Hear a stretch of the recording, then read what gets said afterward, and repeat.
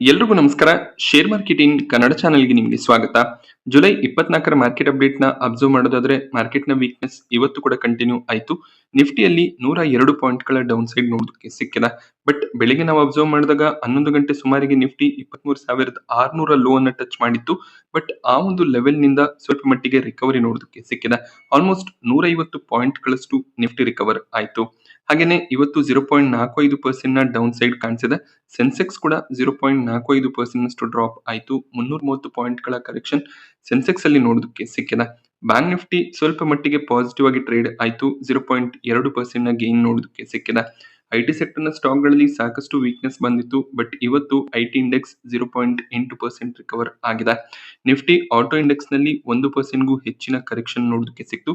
ಅದಕ್ಕೆ reason crude prices ಕೂಡ ಆಗಿರುತ್ತೆ. ಪ್ರತಿ ಬ್ಯಾರೆಲ್ ಕ್ರೂಡ್ ಆಯಿಲ್ ನ ಪ್ರೈಸಸ್ $100 ನ ಮಾರ್ಕ್ ಅನ್ನ ರೀಚ್ ಮಾಡಿದೆ. ಕ್ರೂಡ್ ಪ್ರೈಸಸ್ ಇನ್ಕ್ರೀಸ್ ಆದಷ್ಟು ಕೂಡ ಕ್ರೂಡ್ ಸೆನ್ಸಿಟಿವ್ ಸ್ಟಾಕ್ ಗಳಿಗೆ ಅದು ನೆಗೆಟಿವ್ ಆಗುತ್ತೆ. ಹಾಗೆ ಓವರ್ ಆಲ್ ಇಂಡಿಯನ್ ಎಕನಾಮಿಗೆ ಕೂಡ ಅದು ನೆಗೆಟಿವ್ ಆಗ್ತಾ ಹೋಗುತ್ತೆ. ಸೊ ಆಲ್ರೆಡಿ ನಮಗೆ ಗೊತ್ತಿರೋ ರೀತಿಯಲ್ಲಿ ನಾವು ಹೆಚ್ಚಿನ ಒಂದು ಕ್ರೂಡ್ ಅನ್ನ ಬೇರೆ ದೇಶಗಳಿಂದ ಇಂಪೋರ್ಟ್ ಮಾಡ್ಕೋತೀವಿ.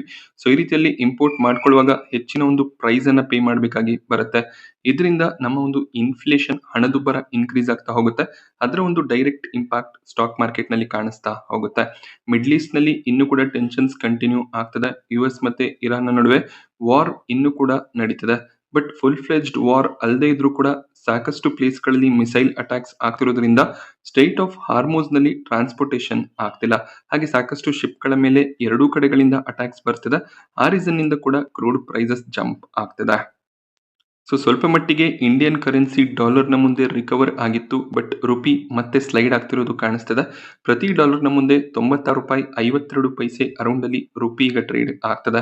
So crude prices, gold price ಇದೆಲ್ಲ ಕೂಡ ಇನ್ಕ್ರೀಸ್ ಆಗ್ತಾ ಹೋದಾಗ ಕರೆನ್ಸಿ ವೀಕ್ ಆಗ್ತಾ ಹೋಗುತ್ತೆ. ಸೊ ನಮ್ಮ ಕರೆನ್ಸಿ ಸ್ಟ್ರಾಂಗ್ ಆಗ್ಬೇಕು ಅಂದ್ರೆ ನಾವು ಇಂಪೋರ್ಟ್ ಅನ್ನ ಕಡಿಮೆ ಮಾಡ್ಕೋಬೇಕು. ಹೆಚ್ಚಿನ ಒಂದು ಎಕ್ಸ್ಪೋರ್ಟ್ ಅನ್ನ ಮಾಡ್ತಾ ಹೋಗ್ಬೇಕಾಗತ್ತೆ. ಆಗಷ್ಟೇ ಕರೆನ್ಸಿ ಸ್ಟ್ರಾಂಗ್ ಆಗೋದು. ಸೊ ನೆಕ್ಸ್ಟ್ ವೀಕ್ ಕೂಡ ಕನ್ಸಾಲಿಡೇಷನ್ ಫೇಸ್ ನಲ್ಲೇ ನಿಫ್ಟಿ ಟ್ರೇಡ್ ಆಗುವಂತ ಚಾನ್ಸಸ್ ಇರುತ್ತೆ. US Iran related positive news ಏನಾದರೂ ವೀಕೆಂಡ್ ಅಲ್ಲಿ ನೋಡೋದಕ್ಕೆ ಸಿಕ್ಕಿದ್ರೆ ಆಗ ಮಾತ್ರ ಒಂದು ರಿಕವರಿಯನ್ನ ಎಕ್ಸ್ಪೆಕ್ಟ್ ಮಾಡಬಹುದು. ಸೊ ಟ್ರಂಪ್ ಅವರು ಎರಡೂ ರೀತಿಯ ಸ್ಟೇಟ್ಮೆಂಟ್ ಗಳನ್ನ ಕೊಡ್ತಾ ಬರ್ತಿದ್ದಾರೆ. ಇರಾನ್ ಕೂಡ ಒಂದು ಕಡೆ ಮೀಡಿಯೇಟರ್ ಗಳ ಜೊತೆಯಲ್ಲಿ ಮಾತುಕತೆ ನಡೀತಿದೆ ಅಂತ ಹೇಳ್ತಾ ಸ್ಟೇಟ್ ಆಫ್ ಹಾರ್ಮೋಸ್ ನಲ್ಲಿ ಶಿಪ್ ಗಳ ಮೇಲೆ ಅಟ್ಯಾಕ್ ಅನ್ನ ಮಾಡ್ತಿದ್ದಾರೆ. ಹಾಗೆ ಕುವೈತ್, ಬಹ್ರೇನ್ ಈ ರೀತಿಯ ಕಂಟ್ರಿಗಳಲ್ಲಿ ಯುಎಸ್ ಬೇಸ್ ನ ಮೇಲೆ ಕೂಡ ಅಟ್ಯಾಕ್ ಅನ್ನ ಮಾಡ್ತಿದ್ದಾರೆ. ಸೊ ಅದಕ್ಕೆ ಕೌಂಟರ್ ಅಟ್ಯಾಕ್ ಯುಎಸ್ ನ ಕಡೆಯಿಂದ ಕೂಡ ಬರ್ತಿದೆ. ಸೊ ಸಿಚುವೇಶನ್ ವರ್ಸ್ಟ್ ಆಗಿನೇ ಕಾಣಿಸ್ತಿದೆ. ನಿಫ್ಟಿ ಟಾಪ್ ಗೇನರ್ಸ್ ಮತ್ತೆ ಲೂಸರ್ಸ್ ಅನ್ನು ಅಬ್ಸರ್ವ್ ಮಾಡಿದಾಗ HCL ಟೆಕ್ ಟಾಪ್ ಗೇನರ್ ಆಗಿತ್ತು. 2% ನ ಜಂಪ್ ಸ್ಟಾಕ್ ಪ್ರೈಸ್ ನಲ್ಲಿ ನೋಡೋದಕ್ಕೆ ಸಿಕ್ಕಿದೆ. ಇದಕ್ಕೆ ರೀಸನ್ ಕಂಪನಿ ಒಡಿಶಾನಲ್ಲಿ ಒಂದು AI ಡೇಟಾ ಸೆಂಟರ್ ಅನ್ನು ಸ್ಟಾರ್ಟ್ ಮಾಡಬೇಕು ಅಂತ ಇದ್ದಾರೆ. ಭಾರತದ ಸ್ಟಾರ್ಟ್ಅಪ್ ಕಂಪನಿ ಸರ್ವಮ್ AI ನ ಪಾರ್ಟ್ನರ್ಶಿಪ್ ನಲ್ಲಿ ಈ ಒಂದು ಡೇಟಾ ಸೆಂಟರ್ ಸ್ಟಾರ್ಟ್ ಆಗುತ್ತೆ. ಸೊ 14,000 ಕೋಟಿ ಸ್ಪೆಂಡಿಂಗ್ ನಲ್ಲಿ ಈ ಒಂದು ಡೇಟಾ ಸೆಂಟರ್ ನ ಸ್ಟಾರ್ಟ್ ಮಾಡಬೇಕು ಅಂತ ಇದ್ದಾರೆ. ಸೊ ಎಲ್ಲಾ IT ಕಂಪನಿಗಳು ಈಗ AI ನ ಮೇಲೆ ಕೆಲಸ ಮಾಡ್ತಿರೋದ್ರಿಂದ ಈ ಒಂದು ಇನ್ವೆಸ್ಟ್ಮೆಂಟ್ HCL ಟೆಕ್ ಗೆ ಪಾಸಿಟಿವ್ ಆಗ್ಬೋದು ಅನ್ನುವಂತ ಒಪಿನಿಯನ್ಸ್ ಇದೆ. ಆ ರೀಸನ್ ನಿಂದ ಸ್ಟಾಕ್ ಪ್ರೈಸ್ ನಲ್ಲಿ ಸ್ಟ್ರಾಂಗ್ ಮೊಮೆಂಟಮ್ ನೋಡೋದಕ್ಕೆ ಸಿಕ್ಕಿದೆ. ಹಾಗೆ ವಿಪ್ರೋ ಕೂಡ 1.5% ನ ಅರೌಂಡ್ ಅಲ್ಲಿ ಇವತ್ತು ಗೇನ್ ಆಯಿತು. ಸಿಪ್ಲಾ ನಿನ್ನೆ ತಮ್ಮ ರಿಸಲ್ಟ್ಸ್ ಅನ್ನ ಅನೌನ್ಸ್ ಮಾಡಿದ್ರು. Results quarter on quarter better ಆಗಿತ್ತು. ಹಾಗೆ ಲಾಸ್ಟ್ 2 ಕ್ವಾರ್ಟರ್ ಗಳಿಗೆ ಕಂಪೇರ್ ಮಾಡಿದಾಗ ಪ್ರಾಫಿಟ್ಸ್ ಜಂಪ್ ಆಗಿತ್ತು. ಸೊ ಆ ಒಂದು ರೀಸನ್ ನಿಂದ ಸಿಪ್ಲಾ ಸ್ಟಾಕ್ ಪ್ರೈಸ್ ನಲ್ಲಿ ಸ್ಟ್ರಾಂಗ್ ಮೊಮೆಂಟಮ್ ಇದೆ. ಹಾಗೆ ಸಾಕಷ್ಟು ಬ್ರೋಕರೇಜಸ್ ಗಳು ಟಾರ್ಗೆಟ್ಸ್ ಅನ್ನ ಸ್ಟ್ರಾಂಗ್ ಆಗಿ ಕೊಟ್ಟಿದ್ದಾರೆ. ಐಟಿಸಿ ಕೂಡ 0.7% ನಷ್ಟು ಇವತ್ತು ಜಂಪ್ ಆಯಿತು. HDFC ಲೈಫ್ ನಲ್ಲಿ ಕೂಡ 0.7% ನ ಜಂಪ್ ನೋಡೋದಕ್ಕೆ ಸಿಕ್ಕಿದೆ. ಟಾಪ್ ಲೂಸರ್ಸ್ ಅನ್ನು ಅಬ್ಸರ್ವ್ ಮಾಡಿದಾಗ ಬಜಾಜ್ ಫಿನಾನ್ಸ್ ಟಾಪ್ ಲೂಸರ್ ಆಗಿತ್ತು. 2.5% ನ ಕರೆಕ್ಷನ್ ಬಜಾಜ್ ಫಿನಾನ್ಸ್ ಅಲ್ಲಿ ನೋಡೋದಕ್ಕೆ ಸಿಕ್ಕಿದೆ. ಎಟರ್ನಲ್ ಕೂಡ 2.5% ನಷ್ಟು ಕರೆಕ್ಟ್ ಆಯಿತು. ಎಟರ್ನಲ್ ನ ಜೊತೆಯಲ್ಲಿ ಸ್ವಿಗ್ಗಿ ಸ್ಟಾಕ್ ಪ್ರೈಸ್ ನಲ್ಲಿ ಕೂಡ 4% ನ ಡೌನ್ ಸೈಡ್ ನೋಡೋದಕ್ಕೆ ಸಿಕ್ಕಿದೆ. ಇದಕ್ಕೆ ರೀಸನ್ ಹೊಸ ಒಂದು ಕಾಂಪಿಟೇಷನ್ ಫುಡ್ ಡೆಲಿವರಿ ಬಿಸ್ನೆಸ್ ನಲ್ಲಿ ಬರ್ತಿದೆ. ರ್ಯಾಪಿಡೋ ರೀಸೆಂಟ್ ಆಗಿ ಫುಡ್ ಡೆಲಿವರಿ ಬಿಸ್ನೆಸ್ ಗೆ ಎಂಟರ್ ಆಗ್ತೀವಿ ಅಂತ ಹೇಳಿದ್ರು. ಎಂಟರ್ ಕೂಡ ಆಗಿದ್ದಾರೆ. ಬಟ್ ಅವರಿಗೆ ಹೆಚ್ಚಾಗಿ ಆರ್ಡರ್ಸ್ ಗಳು ಸಿಗ್ತಿಲ್ಲ. ಬಟ್ ಈಗ ಫ್ಲಿಪ್ಕಾರ್ಟ್ ಫುಡ್ ಡೆಲಿವರಿ ಬಿಸ್ನೆಸ್ ಗೆ ಎಂಟರ್ ಆಗ್ತದೆ. ಫ್ಲಿಪ್ಕಾರ್ಟ್ ಒಂದು ಸ್ಟ್ರಾಂಗ್ ಕಸ್ಟಮರ್ ಬೇಸ್ ಹೊಂದಿರುವಂತ ಕಂಪನಿ ಆಗಿರುತ್ತೆ. ಆದ್ರಿಂದ ಒಳ್ಳೆ ಡಿಸ್ಕೌಂಟ್ಸ್ ಗಳನ್ನ ಪ್ರೊವೈಡ್ ಮಾಡಿ ಈ ಒಂದು ಬಿಸ್ನೆಸ್ ಗೆ ಎಂಟರ್ ಆದ್ರೆ ಒಂದು ಸ್ಟ್ರಾಂಗ್ ಕಾಂಪಿಟೇಷನ್ ಎಟರ್ನಲ್ ಮತ್ತೆ ಸ್ವಿಗ್ಗಿಗೆ ಬರುತ್ತೆ. ಆ ರೀಸನ್ ನಿಂದ ಎರಡೂ ಕಂಪನಿಗಳಲ್ಲಿ ವೀಕ್ನೆಸ್ ನೋಡೋದಕ್ಕೆ ಸಿಕ್ಕಿದೆ. ಯಾವುದೇ ಒಂದು ಬಿಸ್ನೆಸ್ ಆಗಿರ್ಬೋದು. ಸೊ ಬಿಸ್ನೆಸ್ ನಲ್ಲಿ ಮೊನೋಪೋಲಿ ಅಥವಾ ಡಿಯೋಪೋಲಿ ಇರಬಾರ್ದು. ಆಗ ಕಂಪನಿ ಯಾವ ರೀತಿಯ ಡಿಸಿಷನ್ಸ್ ಪ್ರೈಸ್ ಗಳನ್ನ ಸೆಟ್ ಮಾಡ್ತಾರೆ ಅದೇ ಫೈನಲ್ ಆಗಿರುತ್ತೆ. ಸೊ ಕಾಂಪಿಟೇಟರ್ಸ್ ನ ಜೊತೆಯಲ್ಲಿ ಕಾಂಪೀಟ್ ಮಾಡೋದಕ್ಕೆ ಪ್ರೈಸ್ ಡಿಫ್ರೆನ್ಸಿಯೇಷನ್ಸ್ ಗಳನ್ನ ಡಿಸ್ಕೌಂಟ್ಸ್ ಗಳನ್ನ ಪ್ರೊವೈಡ್ ಮಾಡ್ತಾ ಹೋಗ್ಬೇಕಾಗುತ್ತೆ.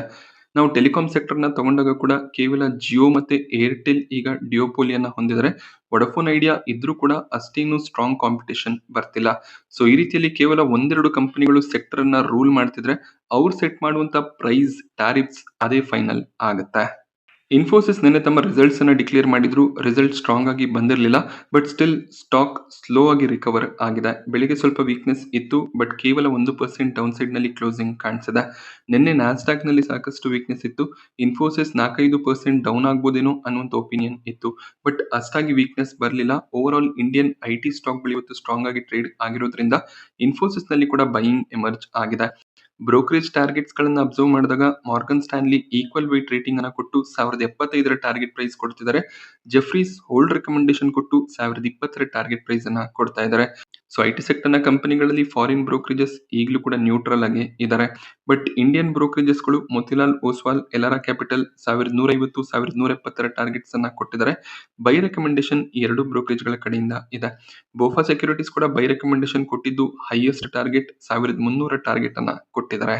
ಸೊ ಟಿಸಿಎಸ್, ಎಚ್ಸಿಎಲ್, ವಿಪ್ರೋಗೆ ಕಂಪೇರ್ ಮಾಡಿದಾಗ ಕೂಡ ಇನ್ಫೋಸಿಸ್ ನ ರಿಸಲ್ಟ್ ಅಷ್ಟು ಸ್ಟ್ರಾಂಗ್ ಆಗಿ ಬಂದಿರಲಿಲ್ಲ. ಬಟ್ ಸಿಇಒ ರಿಪ್ಲೇಸ್ಮೆಂಟ್ ಆಗ್ತಿರೋದು ಪಾಸಿಟಿವ್ ಆಗುತ್ತೆ ಅಂತ ಕೆಲವು ಬ್ರೋಕರೇಜ್ ಗಳು ಹೇಳಿದ್ದಾರೆ. ಹಾಗೆ ಎಐ ಸೆಗ್ಮೆಂಟ್ ನಲ್ಲಿ ಒಳ್ಳೆ ಒಂದು ಡೀಲ್ಸ್ ಅನ್ನ ಇನ್ಫೋಸಿಸ್ ವಿನ್ ಮಾಡಿರೋದು ಮುಂದಿನ ಕ್ವಾರ್ಟರ್ ಗಳಿಗೆ ಪಾಸಿಟಿವ್ ಆಗ್ಬೋದು ಅನ್ನೋದು ಕೆಲವೊಂದಿಷ್ಟು ಬ್ರೋಕರೇಜ್ ಗಳ ವ್ಯೂ ಆಗಿರುತ್ತೆ. ರಿಸಲ್ಟ್ ಸ್ಟ್ರಾಂಗ್ ಆಗಿ ಇಲ್ಲದೆ ಇದ್ರೂ ಕೂಡ ಯಾವುದೇ ಒಂದು ಬ್ರೋಕರೇಜ್ ಸೆಲ್ ರೆಕಮೆಂಡೇಶನ್ ನ ಕೊಟ್ಟಿಲ್ಲ. ಯಾಕೆಂದ್ರೆ ಇನ್ಫೋಸಿಸ್ ಸ್ಟಾಕ್ ಪ್ರೈಸ್ ನಲ್ಲಿ ಆಲ್ರೆಡಿ ಸಾಕಷ್ಟು ವೀಕ್ನೆಸ್ ಬಂದಿದೆ. ಆದ್ರಿಂದ ಹೆಚ್ಚಿನ ವೀಕ್ನೆಸ್ ನ ಎಕ್ಸ್ಪೆಕ್ಟೇಷನ್ ಇಲ್ಲ ಅನ್ನೋದು ಕೂಡ ಬ್ರೋಕರೇಜ್ ಗಳ ವ್ಯೂ ಆಗಿರುತ್ತೆ. ಸೊ ಈಗಲೂ ಕೂಡ ಲಾಂಗ್ ಟರ್ಮ್ ನ ಬೆಟ್ ಇದ್ರೆ ಇನ್ಫೋಸಿಸ್, ಟಿಸಿಎಸ್, ಎಚ್ಸಿಎಲ್ ಒಳ್ಳೆ ಒಂದು ಬೆಟ್ ಆಗುತ್ತೆ. ಲಾಂಗ್ ಟರ್ಮ್ ಗೆ ಇನ್ವೆಸ್ಟ್ಮೆಂಟ್ ಅನ್ನ ಮಾಡಬಹುದು. ಬಟ್ ಶಾರ್ಟ್ ಟರ್ಮ್ ನಲ್ಲಿ ಖಂಡಿತವಾಗ್ಲೂ ಪ್ರೆಷರ್ ಇದ್ದೇ ಇರುತ್ತೆ. ಸ್ಟಾಕ್ ಫಾಲ್ ಆದಷ್ಟು ಕೂಡ ಆಡ್ ಮಾಡ್ಕೋಬಹುದು. ನಿಫ್ಟಿ 50 ಕಂಪನೀಸ್ ಆಗಿರುತ್ತೆ.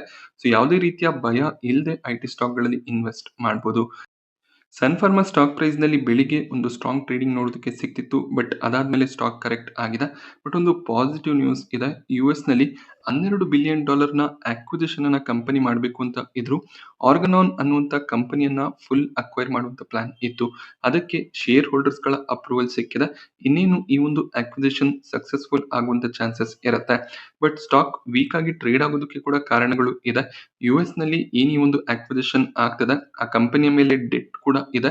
$12 ಬಿಲಿಯನ್ ನ ಸ್ಪೆಂಡಿಂಗ್ ಮಾಡ್ತಿರೋದು ವರ್ತ್ ಆಗಿರುತ್ತಾ ಅನ್ನೋದು ಕೂಡ ಕನ್ಸರ್ನ್ ಆಗಿರುತ್ತೆ. But already share holders approval ಅನ್ನ ಕೊಟ್ಟಿದ್ದಾರೆ. ಸೊ ಸನ್ ಫಾರ್ಮಾ ಅಕ್ವಿಸಿಷನ್ ಅನ್ನ ಮಾಡಬಹುದು. ಹಾಗೇನೆ ಟ್ರಂಪ್ ಏನು 2 ವರ್ಷದ ಡೆಡ್ ಲೈನ್ ಅನ್ನ ಕೊಟ್ಟಿದ್ದಾರೆ. ಅದಕ್ಕೆ ಕೂಡ ಈ ಒಂದು ಡೀಲ್ ಹೆಲ್ಪ್ಫುಲ್ ಆಗ್ಬೋದು. ಸೊ ಯುಎಸ್ ನಲ್ಲೇ ಮ್ಯಾನುಫ್ಯಾಕ್ಚರಿಂಗ್ ಮಾಡಬೇಕು ಅನ್ನುವಂತ ಒಂದು ಕಠಿಣವಾದ ರೂಲ್ ಅನ್ನ ಟ್ರಂಪ್ ತರಬೇಕು ಅಂತ ಇದ್ದಾರೆ. ಬಟ್ 2 ವರ್ಷದ ಸಮಯ ಇರುತ್ತೆ. ಬಟ್ ಆದಷ್ಟು ಬೇಗ ಪಾರ್ಟ್ನರ್ಶಿಪ್ ಗಳನ್ನ ಹಾಗೆ ಯುಎಸ್ ಬೇಸ್ಡ್ ಕಂಪನಿಗಳನ್ನ ಅಕ್ವೈರ್ ಮಾಡಿ ಅವರ ಒಂದು ಪ್ಲಾಂಟ್ಸ್ ಏನಿದೆ ಅಲ್ಲಿ ಮ್ಯಾನುಫ್ಯಾಕ್ಚರಿಂಗ್ ಅನ್ನ ಮಾಡೋದಕ್ಕೆ ಸ್ಟಾರ್ಟ್ ಮಾಡಿದಾಗ ಏನಾದ್ರೂ ಟ್ಯಾರಿಫ್ಸ್ ಬಂತು ಅಂದ್ರೆ ಮ್ಯಾನುಫ್ಯಾಕ್ಚರಿಂಗ್ ಅನ್ನ ಕಂಪ್ಲೀಟ್ ಆಗಿ ಯುಎಸ್ ಗೆ ಮೂವ್ ಮಾಡಿ ಅಲ್ಲಿ ಪ್ರಾಡಕ್ಟ್ಸ್ ಗಳನ್ನ ಮ್ಯಾನುಫ್ಯಾಕ್ಚರ್ ಮಾಡಿ ಸೆಲ್ ಮಾಡಬಹುದಾಗುತ್ತೆ. ಹಾಗೆ ಈ ಒಂದು ಆರ್ಗನಾನ್ ಅನ್ನುವಂತ ಬ್ರ್ಯಾಂಡ್ ಏನಿದೆ ಇದೊಂದು ವುಮೆನ್ ಹಾಗೇನೆ child care related products manufacture ಮಾಡುವಂತ ಕಂಪನಿ ಆಗಿರುತ್ತೆ. ಆ ಒಂದು ಸೆಗ್ಮೆಂಟ್ ನಲ್ಲಿ ಕೂಡ ಬಿಸ್ನೆಸ್ ಅನ್ನ ಇಂಪ್ರೂವ್ ಮಾಡ್ಕೊಳ್ಳೋದು ಸನ್ ಫಾರ್ಮಾದ ಉದ್ದೇಶ ಆಗಿರುತ್ತೆ. ಆದ್ರಿಂದ ಅಕ್ವಿಸಿಷನ್ ಅನ್ನ ಮಾಡ್ತಿದ್ದಾರೆ. ಕೆಮಿಕಲ್ ಸೆಕ್ಟರ್ಗೆ ಒಂದು ಪಾಸಿಟಿವ್ ನ್ಯೂಸ್ ಇದೆ. ಭವ್ಯ ರಸಾಯನ್ ಸ್ಕೀಮ್ನ ಅಂಡರಲ್ಲಿ ಗೌರ್ಮೆಂಟ್ 3,000 ಕೋಟಿ ಇನ್ವೆಸ್ಟ್ಮೆಂಟ್ ಅನ್ನ ಕೆಮಿಕಲ್ ಸೆಕ್ಟರ್ ನಲ್ಲಿ ಮಾಡ್ತಿದ್ದಾರೆ. ಸೊ ಕೆಮಿಕಲ್ ಸೆಕ್ಟರ್ ನಲ್ಲಿ ಇನ್ವೆಸ್ಟ್ಮೆಂಟ್ ಅಂದ್ರೆ ಕೆಮಿಕಲ್ ಪಾರ್ಕ್ ಗಳನ್ನ ಸ್ಟಾರ್ಟ್ ಮಾಡಬೇಕು ಅಂತ ಇದ್ದಾರೆ. ಇದರಿಂದ ಕೆಮಿಕಲ್ ಇಂಡಸ್ಟ್ರಿಗಳು ಬೆನಿಫಿಟ್ಸ್ ಅನ್ನ ತಗೋಬಹುದು. ಈ ಕೆಮಿಕಲ್ ಪಾರ್ಕ್ ಗಳಲ್ಲಿ ಕೆಮಿಕಲ್ ಇಂಡಸ್ಟ್ರಿನ ಸ್ಟಾರ್ಟ್ ಮಾಡಿ ಅಲ್ಲಿ ಕೆಮಿಕಲ್ ಮ್ಯಾನುಫ್ಯಾಕ್ಚರಿಂಗ್ ಅನ್ನ ಮಾಡಬಹುದಾಗುತ್ತೆ. ಸೊ ಈ ಒಂದು ಇನ್ವೆಸ್ಟ್ಮೆಂಟ್ ಕೆಮಿಕಲ್ ಸೆಕ್ಟರ್ಗೆ ಪಾಸಿಟಿವ್ ಆಗ್ಬೋದು. ಹಾಗೆ ಪ್ರತಿ ಪಾರ್ಕ್ ನ ಮೇಲೆ 1,000 ಕೋಟಿ ಇನ್ವೆಸ್ಟ್ಮೆಂಟ್ ಗವರ್ಮೆಂಟ್ ನ ಕಡೆಯಿಂದ ಬರುತ್ತೆ. ಹಾಗೆ ಪರ್ಟಿಕ್ಯುಲರ್ ಸ್ಟೇಟ್ ಗವರ್ಮೆಂಟ್ ಗಳು ಕೂಡ 500 ಕೋಟಿ ಇನ್ವೆಸ್ಟ್ ಮಾಡುವಂತ ಸಾಧ್ಯತೆ ಇರುತ್ತೆ. ಹಿಂದೂಸ್ತಾನ್ ಜಿಂಕ್ ಒಂದು ಸ್ಟ್ರಾಂಗ್ ಕ್ವಾರ್ಟರ್ಲಿ ರಿಸಲ್ಟ್ ನ ಡಿಕ್ಲೇರ್ ಮಾಡಿದರೆ ಪ್ರಾಫಿಟ್ಸ್ 145% ಜಂಪ್ ಆಗ್ತಿರೋದು ಕಾಣಿಸ್ತಿದೆ. ಹಾಗೆ ಏನ್ ಎಸ್ಟಿಮೇಷನ್ಸ್ ಇತ್ತು ಅದಕ್ಕಿಂತ ಸ್ಟ್ರಾಂಗ್ ರಿಸಲ್ಟ್ಸ್ ಬರ್ತಿದೆ. 5,469 ಕೋಟಿ ಪ್ರಾಫಿಟ್ಸ್ ಬಂದಿದೆ. ಸೊ ಸಿಲ್ವರ್ ಪ್ರೈಸಸ್ ಸ್ಟ್ರಾಂಗ್ ಆಗಿ ಜಂಪ್ ಆಗಿದ್ರಿಂದ ಜಿಂಕ್ ಗೆ ತುಂಬಾನೇ ಡಿಮ್ಯಾಂಡ್ ಇತ್ತು. ಆದ್ರಿಂದ ಒಳ್ಳೆ ಒಂದು ಎಕ್ಸ್ಟ್ರಾಕ್ಷನ್ ಅನ್ನ ಕಂಪನಿ ಮಾಡಿದ್ದಾರೆ. ಸೇಲ್ಸ್ ಕೂಡ ಸ್ಟ್ರಾಂಗ್ ಆಗಿ ಇದ್ದಿದ್ರಿಂದ ಪ್ರಾಫಿಟ್ಸ್ ಕೂಡ ಸ್ಟ್ರಾಂಗ್ ಆಗಿ ಬಂದಿದೆ. ಸ್ಟಾಕ್ ಪಾಸಿಟಿವ್ ಆಗಿ ಕ್ಲೋಸಿಂಗ್ ಅನ್ನ ಕೊಟ್ಟಿದೆ.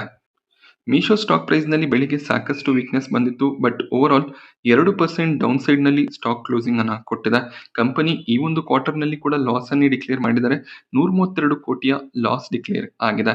ಬಟ್ 289 ಕೋಟಿ ಇದ್ದಂತ ಲಾಸ್ 132 ಕೋಟಿಗೆ ಡ್ರಾಪ್ ಆಗ್ತದೆ. ಇಯರ್ ಆನ್ ಇಯರ್ ಅರ್ಧದಷ್ಟು ಲಾಸ್ ಕಡಿಮೆ ಆಗಿದೆ. ಇದು ಪಾಸಿಟಿವ್ ಸೈನ್ ಆಗಿರುತ್ತೆ. ಹಾಗೆ ಇನ್ನೊಂದು ಪಾಸಿಟಿವ್ ಸೈನ್, ಕಂಪನಿಯ revenue 48% year on year increase ಆಗಿದೆ. ಅಂದ್ರೆ ಒಳ್ಳೆ ಒಂದು ಸೇಲ್ಸ್ ಅನ್ನ ಮೀಶೋ ಮಾಡ್ತಿದ್ದಾರೆ, ಬಟ್ ಪ್ರಾಫಿಟಬಲ್ ಆಗ್ತಿಲ್ಲ. ಸ್ಲೋ ಆಗಿ ಈ ಕಂಪನಿ ಕೂಡ ಪ್ರಾಫಿಟಬಲ್ ಆಗ್ಬೋದು. ಈಗ ವ್ಯಾಲ್ಯೂಯೇಷನ್ ಸ್ಟ್ರಾಂಗ್ ಆಗಿದೆ ಅನ್ನೋದು ಚಾಯ್ಸ್ ಬ್ರೋಕರೇಜ್ ನ ವ್ಯೂ ಆಗಿರುತ್ತೆ. 220 ಟಾರ್ಗೆಟ್ ಅನ್ನ ಮೀಶೋನಲ್ಲಿ ಚಾಯ್ಸ್ ಬ್ರೋಕರೇಜ್ ಕೊಡ್ತಿದ್ದಾರೆ. ಈಗ ಮೀಶೋ 185 ಅರೌಂಡ್ ಅಲ್ಲಿ ಟ್ರೇಡ್ ಆಗ್ತದೆ. ಕ್ಯಾಲಿಬರ್ ಮೈನಿಂಗ್ ಇವತ್ತು ಮಾರ್ಕೆಟ್ನಲ್ಲಿ ಲಿಸ್ಟ್ ಆಯಿತು. ಎಕ್ಸ್ಪೆಕ್ಟೇಷನ್ ರೀತಿಯಲ್ಲಿ ಲಿಸ್ಟಿಂಗ್ ಬಂದಿದೆ. 424 ರೂಪಾಯಿಯ ಕಟ್ ಆಫ್ ಪ್ರೈಸ್ ಅನ್ನ ಕಂಪನಿ ಸೆಟ್ ಮಾಡಿದ್ರು. 500 ರೂಪಾಯಿಯ ಪ್ರೈಸ್ ನಲ್ಲಿ NSE ಸ್ಟಾಕ್ ಲಿಸ್ಟ್ ಆಯಿತು. ಸೊ 76 ರೂಪಾಯಿ ಪ್ರೀಮಿಯಂ ನೊಂದಿಗೆ ಲಿಸ್ಟಿಂಗ್ ನೋಡೋದಕ್ಕೆ ಸಿಕ್ಕಿದೆ. ಲಿಸ್ಟ್ ಆದ್ಮೇಲೆ ಕೂಡ ಸ್ಟ್ರಾಂಗ್ ಬೈಯಿಂಗ್ ನೋಡೋದಕ್ಕೆ ಸಿಕ್ತು. 538 ಹೈ ನೋಡೋದಕ್ಕೆ ಸಿಕ್ಕಿತು. ಹಾಗೆ 463 ಲೋ ಅನ್ನ ಕೂಡ ಸ್ಟಾಕ್ ಟಚ್ ಮಾಡಿದೆ. ಬಟ್ ಅಲ್ಲಿಂದ ಮತ್ತೆ ರಿಕವರ್ ಆಗಿ 528 ಪ್ರೈಸ್ ನಲ್ಲಿ ಕ್ಲೋಸಿಂಗ್ ನೋಡೋದಕ್ಕೆ ಸಿಗ್ತದೆ. ಸೊ ಒಳ್ಳೆ ಒಂದು ಲೆವೆಲ್ಸ್ ಅಲ್ಲಿ ಟ್ರೇಡ್ ಆಗ್ತದೆ. ಅಲಾಟ್ಮೆಂಟ್ ಸಿಕ್ಕಿದ್ರೆ ಸ್ವಲ್ಪ ಮಟ್ಟಿಗೆ ಪ್ರಾಫಿಟ್ಸ್ ಅನ್ನ ತಗೋಬಹುದು. 3 IPOಗಳು ಆಲ್ರೆಡಿ ಸಬ್ಸ್ಕ್ರಿಪ್ಷನ್ಗೆ ಓಪನ್ ಆಗಿದೆ. 2ನೇ ದಿನದ ಸಬ್ಸ್ಕ್ರಿಪ್ಷನ್ ಇವತ್ತು ಎಂಡ್ ಆಯಿತು. ಲೋಹಿಯಾ ಕಾರ್ಪ್ ಕಂಪನಿಯಲ್ಲಿ QIB ಕ್ಯಾಟಗರಿ 0.5 ಟೈಮ್ ಸಬ್ಸ್ಕ್ರೈಬ್ ಆಗಿದೆ. HNI ಕ್ಯಾಟಗರಿ 0.4 ಟೈಮ್ ಸಬ್ಸ್ಕ್ರೈಬ್ ಆಗಿದೆ. ರಿಟೇಲ್ ಕ್ಯಾಟಗರಿ ಕಂಪ್ಲೀಟ್ ಆಗಿ ಸಬ್ಸ್ಕ್ರೈಬ್ ಆಗಿದ್ದು 1 ಟೈಮ್ ನ ಸಬ್ಸ್ಕ್ರಿಪ್ಷನ್ ಕಾಣಿಸ್ತದೆ. ಎಂಪ್ಲಾಯ್ ಕ್ಯಾಟಗರಿಯಲ್ಲಿ ಕೂಡ 0.7 ಟೈಮ್ ನ ಸಬ್ಸ್ಕ್ರಿಪ್ಷನ್ ಬಂದಿದೆ. ಈಗಲೂ ಕೂಡ IPO ಕಂಪ್ಲೀಟ್ ಸಬ್ಸ್ಕ್ರೈಬ್ ಆಗಿಲ್ಲ. 0.6 ಟೈಮ್ ನ ಸಬ್ಸ್ಕ್ರಿಪ್ಷನ್ ಇದೆ. ಸೊ ಗ್ರೇ ಮಾರ್ಕೆಟ್ ಪ್ರೀಮಿಯಂ 14 ರೂಪಾಯಿ ಇದ್ದು ಕೇವಲ ಪ್ರತಿ ಲಾಟ್ ನ ಮೇಲೆ 400 ರೂಪಾಯಿ ರೌಂಡ್ ಅಲ್ಲಿ ಪ್ರಾಫಿಟ್ ಎಕ್ಸ್ಪೆಕ್ಟೇಷನ್ ಇರುತ್ತೆ. ಈ ಒಂದು IPO ನ ಅವಾಯ್ಡ್ ಮಾಡೋದು ಬೆಟರ್ ಆಗುತ್ತೆ. ಇಂಡೋ MIM ನಲ್ಲಿ ಒಂದು ಸ್ಟ್ರಾಂಗ್ ಪ್ರೀಮಿಯಂ ಕಂಟಿನ್ಯೂ ಆಗ್ತದೆ. 177 ರೂಪಾಯಿಯ ಪ್ರೀಮಿಯಂ ಇದೆ. ಆಲ್ರೆಡಿ IPO 3 ಟೈಮ್ ಸಬ್ಸ್ಕ್ರೈಬ್ ಆಗಿದೆ. ಸೊ ರಿಟೇಲ್ ಕ್ಯಾಟಗರಿ ಇನ್ನೂ ಕೂಡ 2 ಟೈಮ್ ಸಬ್ಸ್ಕ್ರೈಬ್ ಆಗಿದೆ. ಸೋಮವಾರ ಕೊನೆ ದಿನ ಆಗಿರುತ್ತೆ. ಸೊ ಒಳ್ಳೆ ಒಂದು ಸಬ್ಸ್ಕ್ರಿಪ್ಷನ್ ಸೋಮವಾರ ಬರುವಂತ ಚಾನ್ಸಸ್ ಇರುತ್ತೆ. ಬಟ್ ಲಿಸ್ಟಿಂಗಿನ ಪರ್ಸ್ಪೆಕ್ಟಿವ್ ನಿಂದ ಈ ಒಂದು IPO ನಲ್ಲಿ ಅಪ್ಲೈ ಮಾಡಬಹುದು. ಸೋಮವಾರ 1-2 ಗಂಟೆವರೆಗೂ ವೆಯ್ಟ್ ಮಾಡಿ ಯಾವ ರೀತಿಯ ಸಬ್ಸ್ಕ್ರಿಪ್ಷನ್ QIB ಕ್ಯಾಟಗರಿಯಲ್ಲಿ ಬರ್ತದೆ, ಹಾಗೆ ಎಷ್ಟು ಪ್ರೀಮಿಯಂ ಇದೆ ಅದನ್ನ ಅಬ್ಸರ್ವ್ ಮಾಡಿ ಡಿಸಿಷನ್ ಅನ್ನ ತಗೋಬಹುದು. ಎಕ್ಸ್ಟ್ರಾ ನೆಟ್ ಟ್ರಾನ್ಸ್ಫಾರ್ಮಿಂಗ್ ಬಿಸ್ನೆಸ್ ನಲ್ಲಿ ಗ್ರೇ ಮಾರ್ಕೆಟ್ ಪ್ರೀಮಿಯಂ ಫಾಲ್ ಆಗಿದೆ. 9 ರೂಪಾಯಿಯ ಪ್ರೀಮಿಯಂ ಇದೆ. ಸೊ ಪ್ರತಿ ಲಾಟ್ ನ ಮೇಲೆ 1000 ರೂಪಾಯಿವರೆಗೂ ಲಿಸ್ಟಿಂಗ್ ಏನ್ ಕಾಣಿಸ್ತದೆ. ಸ್ವಲ್ಪ ಮಟ್ಟಿಗೆ ಪ್ರೀಮಿಯಂ ಇನ್ಕ್ರೀಸ್ ಆಗಿ 15 ರೂಪಾಯಿ ಅರೌಂಡ್ ಅಲ್ಲಿ ಪ್ರೀಮಿಯಂ ಇದ್ರೆ ಈ ಒಂದು IPO ನಲ್ಲಿ ಅಪ್ಲೈ ಮಾಡಬಹುದು. ಇಲ್ಲ ಅಂದ್ರೆ ಅವಾಯ್ಡ್ ಮಾಡಬಹುದಾಗುತ್ತೆ. Retail category already 2.5 time subscribe ಆಗಿದೆ. IT ಸೆಕ್ಟರ್ ನ ಕಂಪನಿ ಆಗಿರುತ್ತೆ. ಸೊ ಆ ಒಂದು ರೀಸನ್ ಇಂದ ಸ್ವಲ್ಪ ಬೈಯಿಂಗ್ ಎಮರ್ಜ್ ಆಗ್ತದೆ. ಹಾಗೆ ಇಶ್ಯೂ ಸೈಜ್ ಕೂಡ ಕಡಿಮೆ ಇರೋದ್ರಿಂದ ಸಬ್ಸ್ಕ್ರಿಪ್ಷನ್ ಹೆಚ್ಚಾಗಿ ಕಾಣಿಸುತ್ತೆ. ನಾನಿವತ್ತು ನಿಮಗೆ ಮಾರ್ಕೆಟ್ನ ಬಗ್ಗೆ ತಿಳಿಸ್ಕೊಟ್ಟಂತ ಇನ್ಫಾರ್ಮೇಷನ್ ಇಷ್ಟ ಆಗುತ್ತೆ ಅಂತ ಅನ್ಕೊಂಡಿದ್ದೀನಿ. ಇಷ್ಟ ಆದರೆ ವಿಡಿಯೋನ ಲೈಕ್ ಮಾಡಿ. ಹಾಗೆ ಇದೇ ರೀತಿಯ ಮಾರ್ಕೆಟ್ ಅಪ್ಡೇಟ್ಸ್ಗಳಿಗೆ ಚಾನಲ್ನ ಸಬ್ಸ್ಕ್ರೈಬ್ ಮಾಡ್ಕೊಳ್ಳಿ. Thank you friends.